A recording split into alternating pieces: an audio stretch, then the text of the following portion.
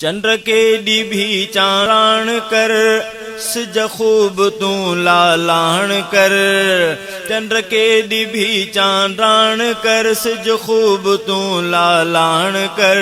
पर मुंज मदनीअ जे अॻियां बेवस अव्हां जी हर अदा।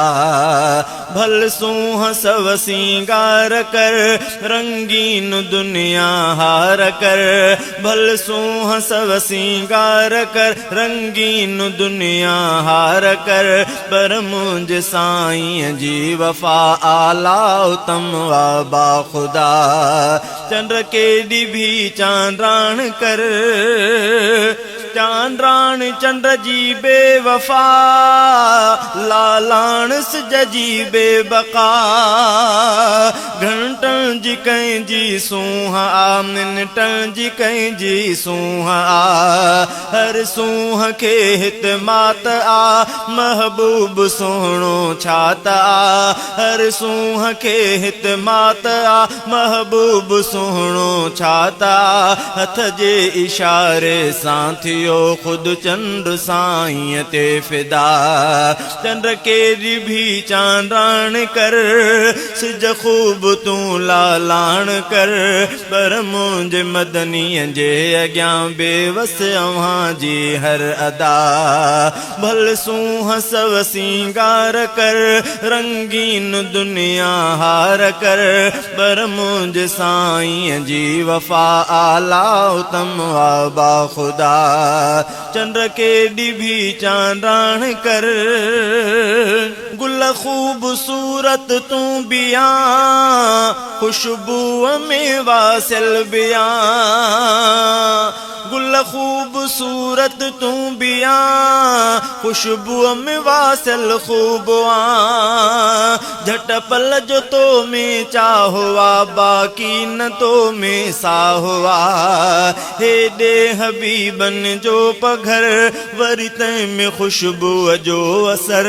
हे दे हबीबन जो पघर, वरी तै में खुशबू जो असर।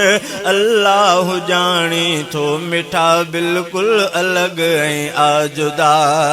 चंद्र के डिभी चांद्राण कर, सिज खूब तू लालाण कर। पर मुंज मदनीअ जे अॻियां बेवस अव्हां जी हर अदा। भल सूंह सव सिंगार कर, रंगीन दुनिया हार कर। पर मुंज साईं जी वफा आला उत्तम वा बाखुदा।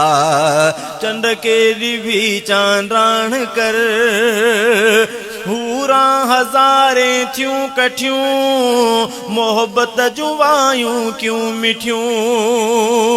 हूरा हज़ारे थियूं कठियूं, मोहब्बत जूं वायूं क्यों मिठियूं। क़ुर्बत अव्हां जी वाह वाह, अज़मत कई क़ुरआन बयां। हिते नूरी नारी दंग आ, चाहत जो एॾो रंग आ। हिते नूरी नारी दंगो आ, चाहत जो एॾो रंग आ। नालैन सूदो दिल रुबा, अर्शे इलाहीअ ते पुगा। चंद्र के डिभी चांद्राण कर, सिज खूब तू लालाण कर। पर मुंज मदनीअ जे अॻियां बेवस अव्हां जी हर अदा। भल सूंह सव सिंगार कर, रंगीन दुनिया हार कर। पर मुंज साईं जी वफा आला उत्तम वा बाखुदा। चंद्र के डिभी चांद्राण कर, अब्दुल हफीज़ भागु थई, सैयद जो सुमरा साथ थई।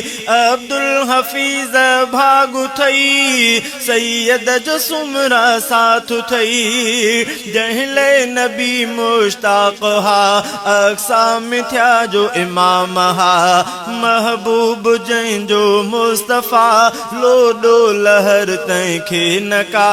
महबूब जंहिंजो मुस्तफ़ा लोडो लहर तंहिंखे न का शाफ़ी मशर बा वफ़ा मिलियो असांखे आदा चंड के डिभी चांद्राण कर सिज खूब तूं लालाण कर पर मुंहिंजे मदनीअ जे अॻियां बेवस अव्हां जी हर अदा भल सूंह सव सिंगार कर रंगीन दुनिया हार कर पर मुंहिंजे साईं जी वफ़ा आला उत्तम आबा खुदा चंड के डिभी चांद्राण कर।